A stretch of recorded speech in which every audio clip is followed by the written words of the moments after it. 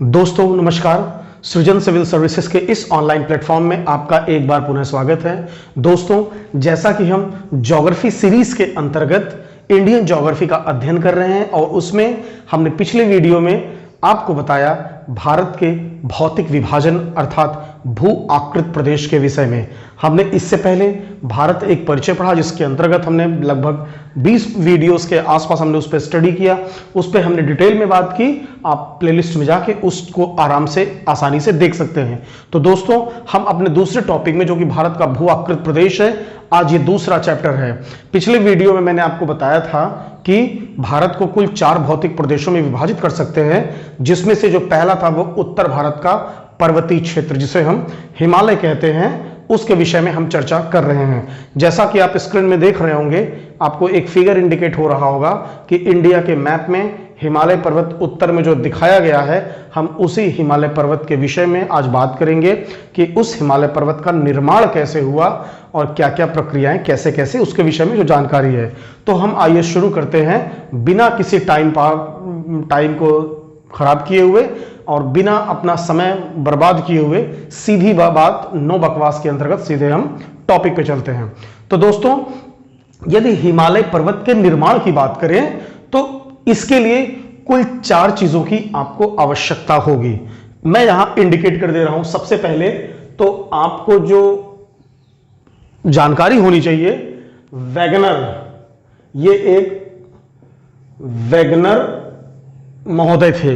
ये एक जलवायुवेत्ता थे जिनके कुछ सिद्धांत दिए गए, उसके कुछ पार्ट्स को हमें यहां पर बहुत जरूरत होगी।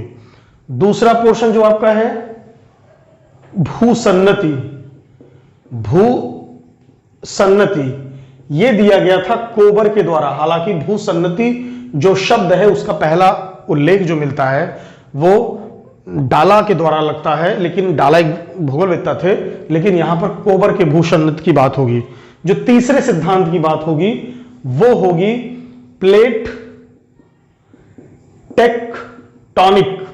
ये प्लेट टेक्टोनिक थ्योरी है। याद रखिएगा, हम इन थ्योरीज की बात नहीं करेंगे, हम कुछ पॉइंट्स की बात करेंगे जो हमें यहां से निकाल के हिमालय पर्वत पे लाना है। क्योंकि मैंने यूट्यूब पे कुछ वीडियोस देखे थे, उसमें हिमालय पर्वत की जब सिद्धांत के विषय में लोग चर्चा करते हैं तो कहीं ना कहीं उस पर डिस्कस ना करके वो अपने वीडियो का 60 से 70% भाग जो है वो इन्हीं सिद्धांतों पे डिस्कस करते हैं। और मान लीजिए इन सिद्धांतों पे डिस्कस भी किया तो इन सिद्धांतों का हिमालय से लिंक डिस्कस करना चाहिए, ना कि इनके द्वारा दिए गए सिद्धांतों को डिस्कस करना चाहिए। लेकिन यहां हम इस वीडियो में हिमालय पर्वत के उत्पत्ति की ही बात करेंगे कि हिमालय पर्वत की उत्पत्ति कैसे होती है या फिर क्या सिस्टम है। तो वेगनर का महाद्वीपीय फिसलन सिद्धांत अर्थात महाद्वीपों के जो प्रवाह का सिद्धांत है, वेगनर का महाद्वीपीय प्रवाह सिद्धांत और भूसन्नत कोबर की थ्योरी है, और उसके बाद प्लेट टेक्टोनिक जो कि हैरी हैस की थ्योरी है। ये सब फिजिकल ज्योग्राफी की चीजें हैं, लेकिन यहां इसका उल्लेख करना बहुत ही आवश्यक है। जो इसमें चौथी चीज आपकी मिलती है वो मिलती है टाइम पीरियड को लेकर। टाइम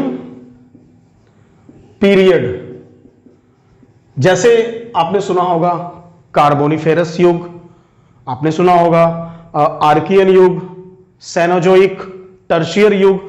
तो हम इन्हीं सबका कुछ हल्का सा, हम उस टाइम पीरियड पे नहीं जाएंगे, टाइम के विभाजन में नहीं जाएंगे कि किस तरह पृथ्वी के आज तक के समय को अलग अलग टाइम में डिवाइड किया गया। हम केवल इस पोर्शन की बात करेंगे। तो ये 4 चीजें हो गई। जो आपकी 5वीं चीज आपको इसमें इंपॉर्टेंट होगी, ये है पृथ्वी की संरचना। अगर इन 5 चीजों को आप थोड़ा सा अच्छे से समझ लेंगे, हल्का हल्का, पूरा नहीं समझना इसका, हमें वेगनर का सिद्धांत नहीं पढ़ना, हमें भूसन्नत कोबर का पूरा सिद्धांत नहीं पढ़ना, हमें प्लेट टेक्टोनिक नहीं पढ़ना है, हमें केवल इसके कुछ पार्ट्स को निकालना है। तो हम इस पे बात करते हैं। तो अब देखिए, हम सबसे पहले हिमालय की संरचना में, उससे पहले पृथ्वी की संरचना की बात कर लेते हैं। अगर पृथ्वी की संरचना की बात करें, मैं बहुत स्पीड में बता रहा हूं इसको, क्योंकि हमें पृथ्वी की संरचना नहीं पढ़नी है। पृथ्वी की संरचना आप देखेंगे, अगर पृथ्वी को ऐसे आप काट देंगे, ये देख रहे हैं, मतलब पृथ्वी में अगर गड्ढा किया जाए अगर मान लीजिए आपकी पृथ्वी है, इसके केंद्र यहां तक गड्ढा किया जाए तो आप जानते हैं कि ये आपका है क्रस्ट, ये आप जानते हैं मेंटल, और ये जानते हैं आपका जो ये नीचे वाला पोर्शन ये है कोर। यहीं पर एक है एस्थेनोस्फीयर। एस्थेनोस्फीयर, ये एस्थेनोस्फीयर की विशेषता है कि ये लिक्विड फॉर्म में है, लिक्विड फॉर्म में है, और इस लिक्विड फॉर्म के ऊपर जो मोटी क्रस्ट है ये तैर रही है। जैसे कि अगर एक चाय हो, चाय के ऊपर कोई जो मलाई होती है, जो मोटी मलाई की परत जम जाती है और वो मलाई की परत जो चाय पे तैरती है, उसी तरह आपका जो है ये लिक्विड जो आपका एस्थेनोस्फीयर है, इसके ऊपर ये जो अपनी भूपर्पटी जो ऊपर की मोटी ये दीवार दिख रही है 10, 20, 30 किलोमीटर जो भी हो, ये इसके ऊपर तैर रहा है। तो पृथ्वी की संरचना में हमें केवल इतना जानना है कि ये ऊपर की पर्पटी जो है वो इसके नीचे कोई लिक्विड फॉर्म में, कोई तरल रूप में कोई चीज है जहां से ज्वालामुखी में लावा ये सब निकलता है, तो ये मोटी वाली परत उसके ऊपर तैर रही है। अब हमें इससे क्या फायदा हुआ, हमें जो हिमालय के निर्माण जो प्रवाह होगा, जो फिसलन होगा, हमें वो मिल जाएगा। तो हमें ये चीज समझनी थी, ठीक है। अब उसको हम इरेज कर देते हैं, हमारा ये पोर्शन आपका हो गया कि पृथ्वी कैसे उस पर मूव करती है। अब हम इसके बाद बात करते हैं कि वेगनर के महाद्वीपीय प्रवाह सिद्धांत के विषय में। हम इसको पहले इरेज कर लेते हैं। तो दोस्तों, वेगनर का महाद्वीपीय प्रवाह सिद्धांत, सबसे पहले आप जान जाइए कि वेगनर जो था वो जलवायु वेत्ता था जर्मनी का, जिसने पृथ्वी पे कुछ विशेष चीजों की विषय में जानकारी दी। तो हमें वेगनर की थ्योरी नहीं पढ़नी है, हम पहले वेगनर के कुछ पॉइंट्स पढ़ लेते हैं। वेगनर ने पहले बताया कि पृथ्वी पहले क्या थी, ये मान लीजिए आपका अर्थ है। अर्थ पे दो चीजें होंगी, एक चीजें होंगी आपकी ये स्थलखंड होगा, स्थलखंड, स्थलखंड, और ये सब क्या होगा आपका जलखंड होगा। ये आपका होगा जलखंड या फिर वाटर प्लेस होगा। क्लियर। वेगनर महोदय ने क्या कहा, इसका नाम दिया, वेगनर महोदय ने इस स्थलखंड को क्या बोला, पैंजिया, पैंजिया, और इसको क्या बोला, पैंथालसा। एक चीज याद रखिएगा, ये लाखों वर्षों पहले की चीजें हैं, इसलिए ये सारी चीजें केवल कल्पना की गई हैं, अलग अलग विद्वानों ने कल्पना की है। ये कितनी सही कितनी गलत है, ये तभी तक सही है जब तक इसके विरोध में या इसके समकक्ष कोई एक नया सिद्धांत नहीं आ जाता है और उसके अनुसार उसको मान्यता नहीं प्राप्त हो जाती है। तो ये ऐसी कल्पना की गई है, क्योंकि हमें कुछ भी जानकारी नहीं है कि आज के लाखों करोड़ों वर्षों पहले क्या हुआ। या तो भगवान उतर के आए और बताएं, तभी इस चीज को हम समझ सकते हैं, वरना सब चीज कल्पना है। यहां जो भी चीजें बताई जाएंगी आज के वीडियो में, सब एक अनुमान, एक कल्पना है। इसकी सत्यता तभी तक है जब तक वैज्ञानिक इसको सत्य रूप में मानते हैं या उसके निकट मानते हैं। ठीक है। तो वेगनर ने क्या कहा कि ये पृथ्वी आपकी अर्थ गोली वाली है, जो आप ग्लोब में देखते हैं, इसमें आपका ये स्थल भाग है। मतलब ये सभी आज जो स्थल भाग आपको दिख रहे हैं, या आप इधर देखिए, आप एक मैप देख रहे होंगे वर्ल्ड का, इसमें आपको 7 महाद्वीप दिख रहे होंगे, बीच बीच में महासागर दिख रहे होंगे। लेकिन वेगनर महोदय ने बताया कि लाखों वर्षों पूर्व ये जो आपको इस मैप में जो सभी दिख रहे हैं स्थलखंड, सभी महाद्वीप दिख रहे हैं, ये सभी आपस में मिले हुए थे और ये इस फॉर्मेट में थे, और सभी सागर आपस में मिले हुए हैं, जो कि ये फॉर्म आपको दिख रहा है। उन्होंने स्थल को कहा पैंजिया और इसको कहा पैंथालसा। और दूसरी चीज बताया कि पैंजिया पैंथालसा पे तैर रहा है। कैसे तैर रहा है? पृथ्वी की संरचना एस्थेनोस्फीयर के ऊपर जो पर्पटी तैर रही है। Is that clear? कि वेगनर बताया कि पैंजिया और पैंथालसा कैसे तैर रहा है। यह चीज क्लियर होगी। अब वेगनर महोदय ने कुछ और बातें बताई इसके बाद का चरण। वेगनर महोदय ने बताया कि ये जो आपका टाइम था, ये टाइम था कार्बोनीफेरस काल। याद रखिए, कार्बोनीफेरस काल का मतलब हुआ कि जब कार्बन बहुत संख्या में था। और जब कार्बन की बात आती है तो कार्बन कहां से आता है? प्रकाश संश्लेषण से आता है। प्रकाश संश्लेषण किसे प्रभाव डालता है? पौधों पे या जीवों के निर्माण में। तो जब पृथ्वी पर बहुत ज्यादा वनस्पतियों का आवरण था, उसी काल को कार्बोनीफेरस काल कहते हैं। तो इस कार्बोनीफेरस काल में बताया कि पृथ्वी की यह कंडीशन है। अब उन्होंने बताया कि जैसे जैसे समय बीतता गया, कार्बोनीफेरस काल के अंत में कुछ घटना घटी। ये बताया ये पृथ्वी है, पृथ्वी की आंतरिक शक्तियों के कारण, ये आंतरिक शक्तियां क्या हैं, वेगनर ने इसको नहीं बताया। तो ये आंतरिक शक्तियों के कारण आपका जो पैंजिया है ये दो भाग में ब्रेक कर गया। ये भाग आपका ये हो गया, ये भाग आपका ये हो गया। क्लियर? ये किस काल में है? कार्बोनीफेरस के अंतिम समय में, अंतिम समय में।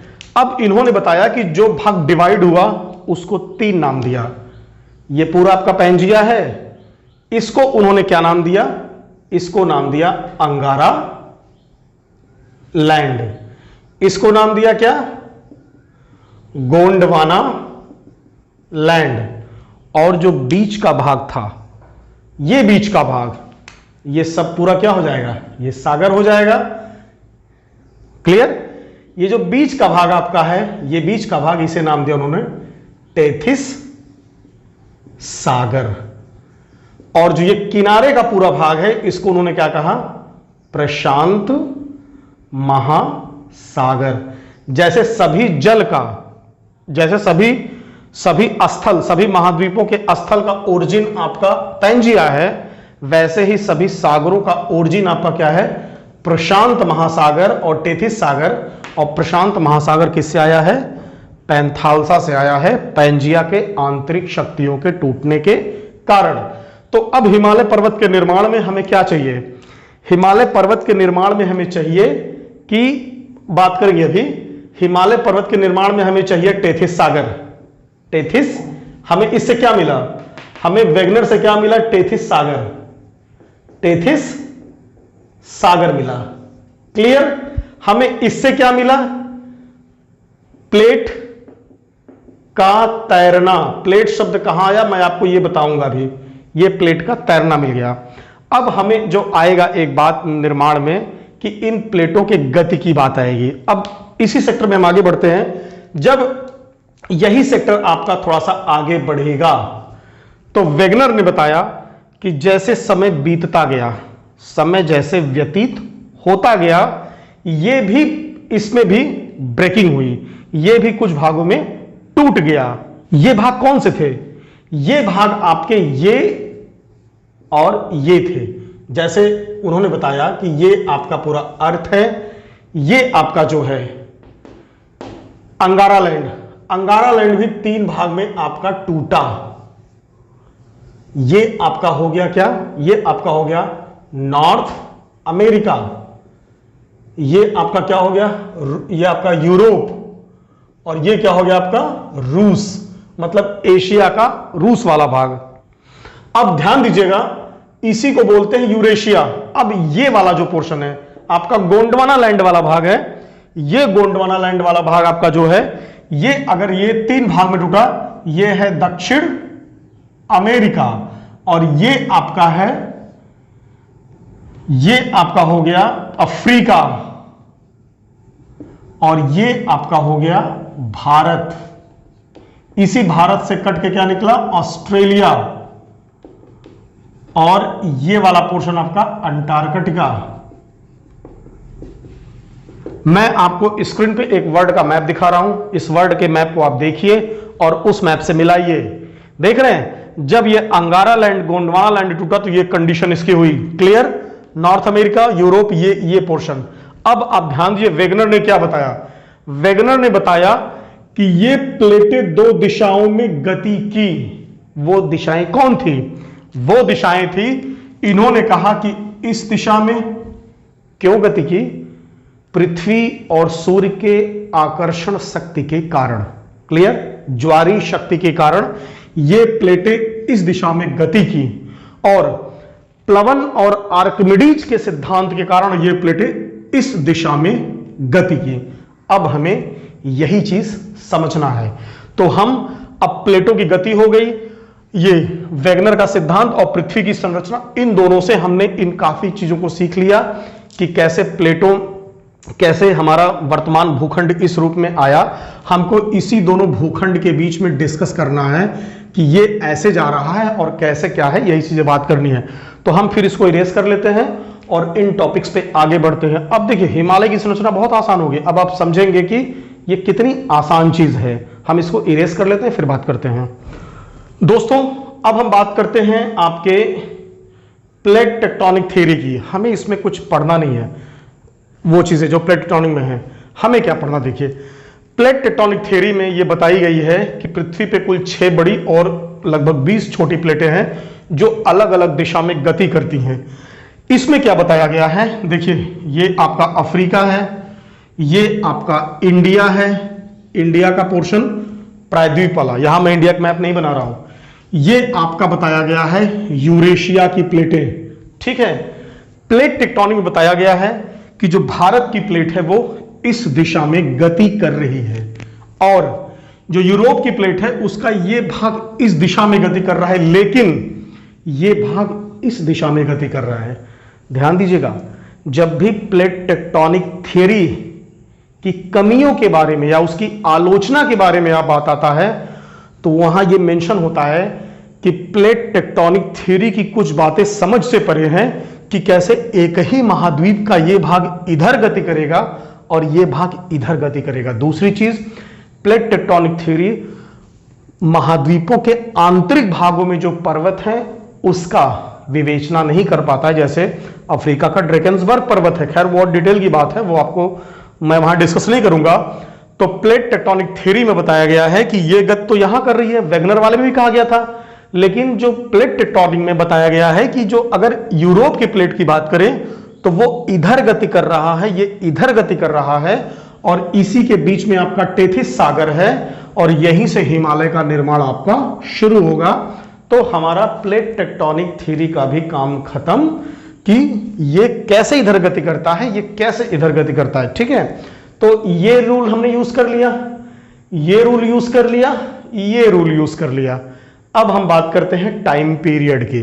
अब देखिए मैंने आपको बताया टाइम पीरियड में कि कार्बोनिफेरस काल में पैंजिया, ब्रैकिया, कार्बोनिफेरस काल के अंत में जो है पैंजिया आपका जो है वो अंगारा और गोंडवाना लैंड में ब्रेक कर गया। आगे चल के टर्शियर काल में अलग अलग महाद्वीपों के रूप में इसका निर्माण प्रक्रम शुरू हुआ और ये प्लेटें अलग अलग दिशा में अग्रसर हो गई।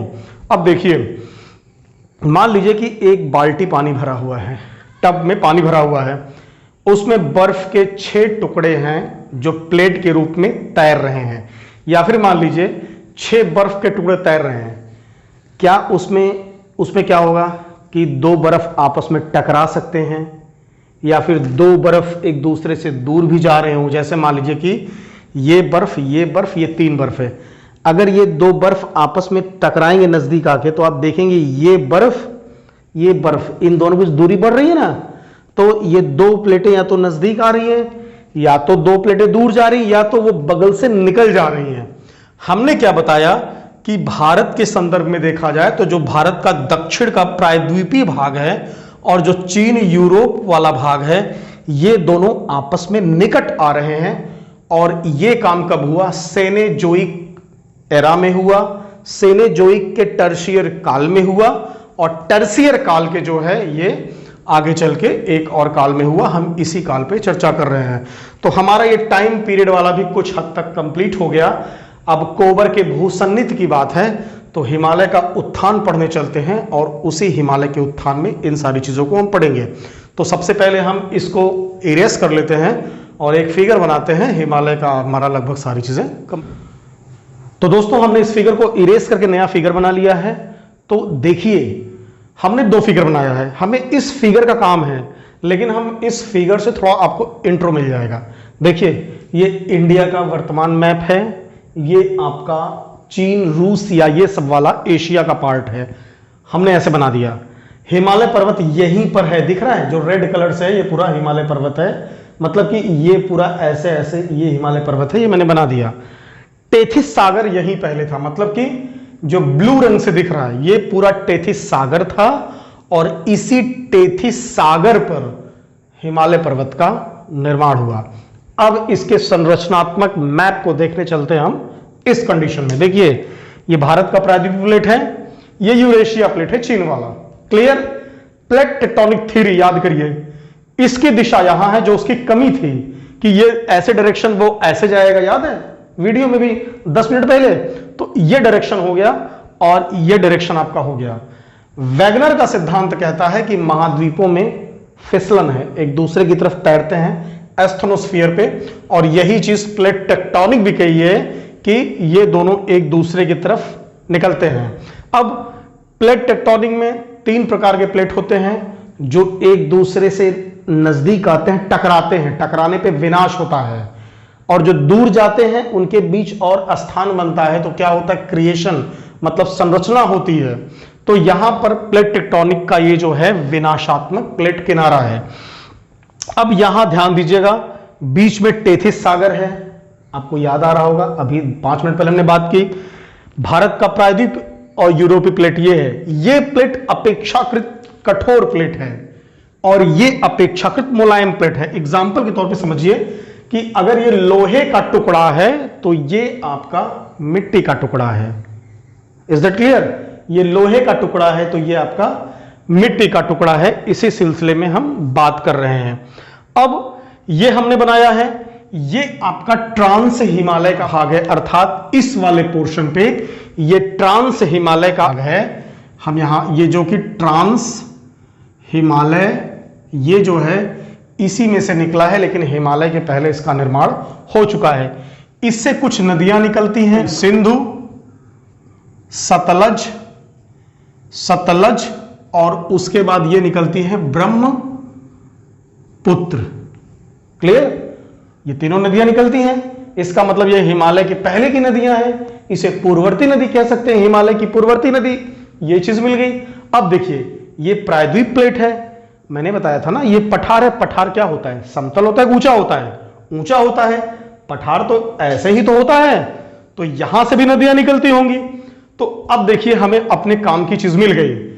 इसमें से नदियां जब पहाड़ से निकलेंगी तो क्या अपने साथ वो अवसाद लेकर नहीं आएंगी? बिल्कुल आएंगी अवसाद लेकर।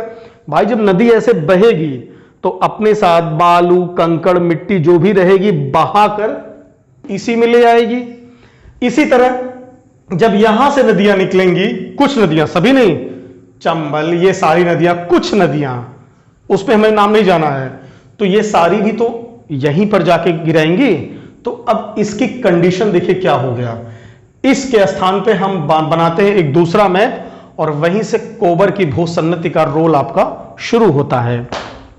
देखिए, कोबर की भूसन्नति, भूसन्नति शब्द मैंने कहा कि यह सिद्धांत डाला ने दिया था, लेकिन यहां हिमालय पर्वत के संदर्भ में कोबर की भूसन्नति की बात होती है। हिमालय की उत्पत्ति का सिद्धांत कोबर की भूसन्नति, एक कोबर द्वारा दिया गया। तो भूसन्नति होता क्या है?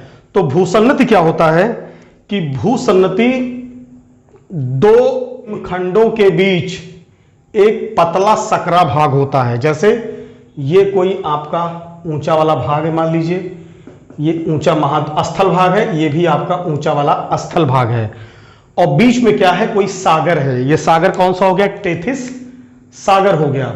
ये आपका भारतीय प्लेट होगा, ये आपका यूरोपीय प्लेट हो गया। सिंधु, सतलज, ब्रह्मपुत्र नदी यहां से इसमें आके बहती है, इसमें अवसाद जमा करती है, और यहां से निकलने वाली कुछ नदियां भी इसमें अवसाद जमा करती हैं। इसमें अवसाद कहां से आएगा? इसमें इन नदियों के द्वारा जो बालू, कंकड़, सिल्ट, गाद जो भी होगा वो इसमें जमा किया जाएगा। दूसरा, इसमें रहने वाले जीव जंतु जब मर जाएंगे या वनस्पतियां, तो वो धीरे धीरे इसी की तलहटी में क्या होंगी? बैठती जाएंगी। समय देश काल परिवर्तन होगा, अवसाद बैठते जाएंगे, वेट क्या होगा इसका? बढ़ता चला जाएगा। जैसे एग्जाम्पल के तौर पे मैं एक एग्जाम्पल आपको दिखाता हूं कि जैसे मान लीजिए कि ये एक कॉपी है, ठीक है, ऐसे है, दोनों तरफ से इसमें चीजें गिर रही हैं। समय के साथ इस पे जैसे गिरती चली जाएंगी, भार बढ़ता चला जाएगा। ये क्या होगा? ये इसकी घाटी क्या होगी? ये घाटी भर के लचक जाएगी। लचकेगी ना, ये घाटी लचकेगी। तो लचकने क्या होगा? ये दोनों प्लेटें आपस में नजदीक आ रही हैं, ये घाटी लचक रही है, यही कंडीशन यहां भी हुआ कि इधर से अवसादों के जमाव के कारण ये घाटी लचक गई और ये दोनों, आप यहां से इसको देखिए, इसको और इसको यहां से देखिए, ये दोनों प्लेटें आपकी नजदीक में आ रही हैं। अब यहीं पर हमारे हिमालय पर्वत का निर्माण शुरू होगा। जब ये दोनों प्लेटें नजदीक आएंगी, देखिए ये प्लेटें आपकी नजदीक आएंगी, जब ये ऐसे है, ये बीच में अवसाद है, मान लीजिए ये आपके दो हाथ हैं, ये बीच में आपका जो है मान लीजिए सूजी का हलवा रखा है। जब ये ऐसे दोनों प्लेटें नजदीक आएंगी, यहां पहुंच गई और नजदीक आ रही है, हलवा क्या होगा? लहरनुमा, उभारनुमा चीजें आएंगी कि नहीं आएंगी? एक एग्जाम्पल मैं आपको इसमें समझाता हूं, एक पेज ले लेता हूं और पेज से समझाता हूं। दोस्तों ये मैंने पेज ले लिया है। अब देखिए ये टेथिस सागर ऐसे लचक रहा है, ये दोनों प्लेटें ऐसे हैं। जब इसको ऐसे हम दबाव डाल रहे हैं, देख रहे हैं क्या दिख रहा है आपको? मोड़दार पर्वत दिख रहा है। देखिए ये ऐसे उभर गया, ये ऐसे उभरा, ये ऐसे उभरा, देख रहे हैं? देखिए ये लहरनुमा पर्वत ऐसे ऐसे हुआ कि नहीं हुआ? यही इन पर्वतों का, हिमालय पर्वत का निर्माण हुआ है कि जब इन टेथिस सागर में अवसादों का जमाव हुआ, समय के साथ ये अवसाद तलहटी में जमा होते गए, ये प्लेटें इस दिशा में गति कर रही हैं। अब अवसादों पर जब दबाव पड़ा तो अवसाद उभर के आने लगे, क्योंकि अवसाद तो मुलायम है, धरती फाड़ के अंदर जाएंगे नहीं। जब आपका आयतन कम होना, क्षेत्रफल कम होना शुरू होगा तो जाहिर बात है वो ऊपर उठना शुरू कर देंगे। हलवा को दोनों हाथ से दबाओगे तो क्या हलवा धरती फोड़ नीचे चला जाएगा? नहीं, हलवा क्या करेगा कि ऊपर उभरना चालू कर देगा, लहरनुमा। आज आप घर पे इसको ट्राई करिएगा। तो इस तरह इसी अवसादों से हिमालय पर्वत का निर्माण हुआ। अब आपको एक बात पता चल गई कि चूंकि जो मटेरियल इसमें है वो मटेरियल हिमालय पर्वत में होगा। सागर है, सागरी जीव, सागरी वनस्पतियां सभी कुछ होंगी, तो इसका मतलब कि हिमालय की आंतरिक संरचना में ये वनस्पतियां जीवाश्म पाए जाएंगे। ठीक है, तो हिमालय पर्वत के निर्माण का सिस्टम क्या था, ये मैंने आपको बहुत आसानी से बता दिया कि हिमालय पर्वत का निर्माण कैसे जो है प्लेट टेक्टोनिक, कोबर की भूसन्नति, वैगनर की थ्योरी या पृथ्वी की आंतरिक संरचना, इन सबका जो कंबाइंड रूप है वो हिमालय के रूप में हमें दिखता है। अब हम देखते हैं हिमालय की संरचनात्मक विशेषता, जिसके विषय में यहां हम डिस्कस करते हैं। तो दोस्तों हमने इसे इरेज कर लिया है। अब हिमालय की संरचनात्मक विशेषता की बात देखते हैं। पहला पॉइंट यहां देखते हैं, ये पोर्शन पहला पॉइंट, ये प्लेट कैसी है? कठोर है। ये प्लेट कैसी है? मुलायम है। तो इसका प्रभाव क्या पड़ेगा आपका कठोर प्लेट, मुलायम प्लेट का, कि जब आपका ये लोहे का हाथ है, ये हलवा का हाथ है, ये कमजोर हाथ है, जब ऐसे दबाव डालेंगे तो इधर जो मटेरियल होगा एक साथ तो हलवा बनेगा नहीं, थोड़ा दबाव पड़ा तो कुछ भाग उभरा फिर शांत हो गया, और दबाव पड़ेगा फिर एक भाग उभरेगा। तो तीन अलग अलग कालों में हिमालय का निर्माण हुआ है। क्यों? क्योंकि अलग अलग समय पे अलग अलग दबाव पड़ा। ठीक है, तो यहां पर तीन अलग अलग समय में तीन श्रेणियों का निर्माण,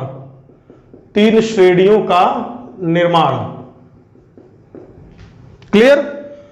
ये संरचनात्मक विशेषता है। दूसरी बात, ये प्लेट कठोर है, ये मुलायम है। ये ईंट, ये मान लीजिए कि पत्थर का है और ये मिट्टी का है। जब ऐसे दोनों दबाएंगे तो आप देखेंगे पत्थर को हटा नहीं पाएगा अवसाद। तो ये क्या होगा कि अवसाद इसी के पास ऊपर उभरता चला जाएगा, और ये कमजोर है, इसका दबाव कम रहेगा तो इसकी तरफ कम उठा के उसकी तरफ जाता चला जाएगा। क्लियर है ना?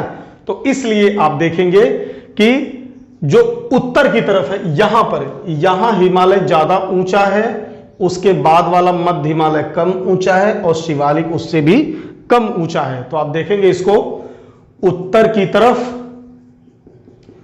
ज्यादा ऊंचा, जबकि दक्षिण में शिवालिक कम ऊंचा। ये क्लियर हो गया? अब बात करते हैं तीसरे संरचनात्मक विशेषता की बात, मतलब कि महान हिमालय बहुत ऊंचा है, मध्य हिमालय कम ऊंचा है, शिवालिक और भी कम ऊंचा है। ये हम आगे पढ़ेंगे, उसकी औसत ऊंचाई या उसके विषय में जान जाएंगे तब। तीसरा जो पोर्शन मिलता है, ये प्लेट कठोर है और ये मुलायम है। इसका क्या प्रभाव पड़ा? इसका ये प्रभाव पड़ा कि जब हिमालय पर्वत, अगर ये पर्वत आपका बन गया तो जो ये वाला पोर्शन है इस तरफ, जो आपका जब ये पोर्शन बन गया तो जो आपका ये वाला पोर्शन देखेंगे, ये वाला बन गया अवतल ढाल। कैसा बन गया? अवतल ढाल। अवतल ढाल, ठीक है। और ये क्या बन गया? ये बन गया उत्तल ढाल। उत्तल ढाल, इसका मतलब क्या हुआ? चीन की तरफ हिमालय का ढाल अवतल है और इसकी तरफ उत्तल है। चीन की तरफ अवतल और भारत की तरफ उत्तल ढाल। उत्तल ढाल, नतोदर या उन्नतोदर, ये आप जानते होंगे। अब देखिए इसका फायदा क्या हुआ, चीन को इसका फायदा क्या हुआ कि इस ढाल पे चलना आसान है, इसलिए चीन ने अपनी तरफ काफी निर्माण कार्य कर लिया है। और भारत की तरफ अत्यधिक दुरूह ढाल है, बहुत ही कठिन ढाल है, तो महान हिमालय की तरफ देखोगे भारत अपना निर्माण कार्य नहीं कर पाता है। इसका फायदा क्या मिलता है? चीन हिमालय पर्वत के पास अपना बेस अच्छा खासा बना लेता है इस ढाल के कारण, जबकि भारत ऐसा करना मुश्किल होता है। इसके साथ ही कैलाश मानसरोवर की यात्रा चीन के लिए बहुत आसान हो जाती है और भारत के लिए शिवालिक, मध्य और महान हिमालय में से जाना बहुत मुश्किल हो जाता है। इसीलिए भारत ने चीन से बात करके नाथुला दर्रे का प्रयोग किया। सिक्किम के पास नाथुला दर्रे से भारत जो है इधर घूम के चीन में चला जाएगा और इधर से मोटर कार के द्वारा कैलाश मानसरोवर की यात्रा आराम से कर सकता है। तो ये इसके निर्माण की ये संरचनात्मक स्थितियां हैं। दोनों में टकराव क्यों हुआ? प्लेटों की दिशा के कारण। बीच में टेथिस सागर, इसमें मलबा, मलबा कहां से आया? ये हिमालय की पूर्ववर्ती नदियों के कारण जो कि ट्रांस हिमालय से निकलती हैं। और इसके साथ ही ये आप देख रहे हैं कोबर की भूसन्नत से इसकी लचक गई घाटी। अब प्लेटों के टकराव से मलबा ऊपर उठा, यहां हिमालय पर्वत का निर्माण हुआ।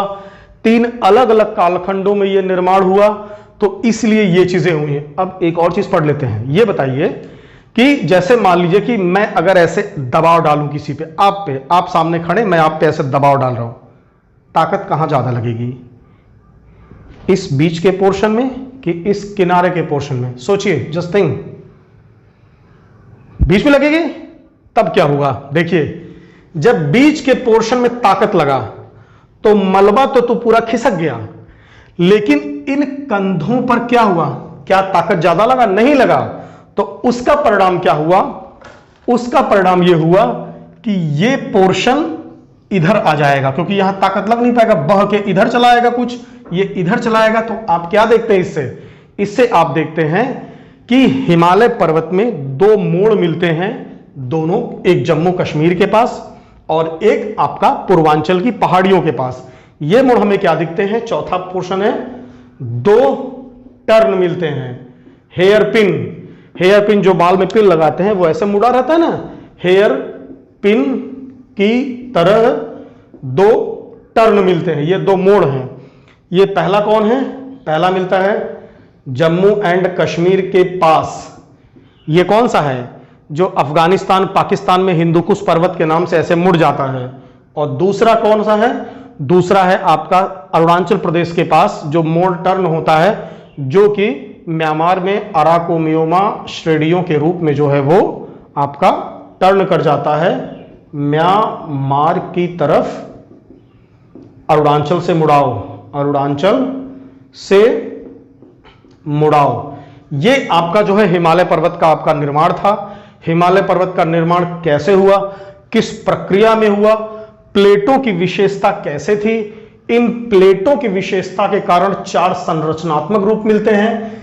एक साथ सारा दबाव नहीं पड़ा, 3 अलग अलग कालखंडों में पड़ा, तो इसलिए 3 अलग अलग समान श्रेणियां मिली, जिस पे हम अगले वीडियो में चर्चा करेंगे। उत्तर की तरफ ज्यादा दबाव था, ज्यादा ऊंचा, और दक्षिण की तरफ शिवालिक में कम ऊंचा। हमने आपको बताया कि ये इसके कठोर और इसके मुलायम के कारण। इसके साथ ही ये विशाल प्लेट है, विशाल प्लेट, और ये अपेक्षाकृत छोटी प्लेट है। ठीक है, अब इसके साथ तीसरे में बात करेंगे, चीन की तरफ अवतल ढाल क्यों हुआ, भारत की तरफ उत्तल ढाल क्यों हुआ, ये मैंने आपको बताया। इसका फायदा चीन को क्या मिला, भारत के लिए इसका नुकसान क्या होता है, मैं वो भी बताया। इसके बाद बताया कि दो टर्न है इसमें हेयरपिन की भांति, तो वो टर्न मैंने आपको बताया, एक जम्मू कश्मीर के पास है, दूसरा म्यांमार के पास है। तो ये हिमालय पे आपका आज के वीडियो का पार्ट था। इस वीडियो को ही ब्रेक करते हैं क्योंकि वीडियो काफी लंबी हो जाएगी। अब आप इस वीडियो को ध्यान से देखिए, कमेंट करिए। इसके बाद इसी वीडियो से हम कुछ मटेरियल निकालेंगे और आगे अगले वीडियो में डीप में जाके एक व्यवस्थित इंडिया का वर्तमान मैप पढ़ेंगे, वर्तमान हिमालय पर्वत पुट करेंगे, हिमालय का विस्तार कहां से कहां तक है, उसके फायदे क्या हैं, हिमालय की 3 श्रेणियां कौन कौन सी हैं, उनकी औसत ऊंचाई कौन कौन सी है, क्या उसके लाभ क्या हानि, ये सारी चीजें हम अगले वीडियो में पढ़ लेंगे। फिर उसके अगले वीडियो में हिमालय का एक डिटेल मैप बनाएंगे जिसको आप पढ़ लेंगे। उसके बाद हिमालय से संबंधित आपका प्री मेंस, चाहे वो पीसीएस का हो, किसी भी राज्य का, चाहे आईएएस का हो, या फिर किसी भी वनडे एग्जाम में या नेट में कोई भी डिटेल क्वेश्चन पूछता है तो वहां आप आसानी से इसको पढ़ सकते हैं। तो इस वीडियो को आप बहुत ध्यान से पढ़िए, आप एक कॉपी ले लीजिए, उसमें सभी चीजों को पुट करिए, बनाने का काम करिए। जो आपको कहीं कंफ्यूजन लगता है आप कमेंट सेक्शन में कमेंट करिए कि सर आपने यहां मिसिंग कर दिया, या फिर सर ये चीज समझ नहीं आया, तो उसको मैं जवाब दूंगा। और इसके साथ ही आप चैनल पे बने रहिए, लाइक करिए, शेयर करिए, सब्सक्राइब करिए और हमारा उत्साहवर्धन करते रहिए, जिससे कि ज्योग्राफी का बहुत डीप में जाके हम इतना अच्छे तरीके से एनालिसिस कर लें कि इसको पढ़ने के बाद फिर कुछ भी पढ़ने के लिए बहुत कम ही शेष बचे। तो आप अभी तक वीडियो को देखते रहिए और सहयोग बनाए रहिए। धन्यवाद।